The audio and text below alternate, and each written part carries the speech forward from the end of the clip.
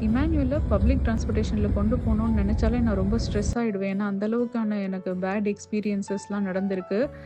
என்ன பிரச்சனைன்னு சொன்னா, எங்க கார தவிர அவன் டாக்ஸில கூட அவன் போமாட்டான்.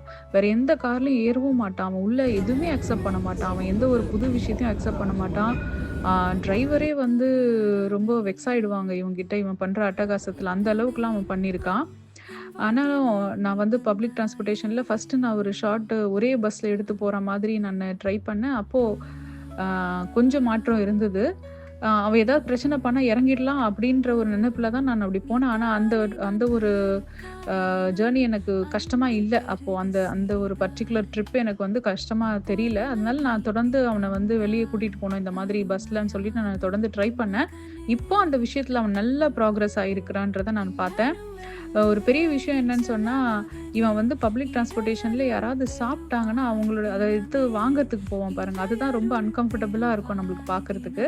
அதுவும் இப்ப கிடையாது. ஒரு 90% அது குறைஞ்சிச்சுன்னு சொல்லலாம். அப்படி கை காட்டும்பொழுதே நான் சொல்லுவேன், "நோ இம்மானுவேல் அது நீ சாப்பிடக்கூடாது. அது நம்மளுக்கு இல்ல. நான் வீட்டுக்கு போய் தரேன்." அப்படின்னு சொல்லும்பொழுது அத அத அவன் அக்செப்ட் பண்ணிக்கிறான் இப்பல்லாம்.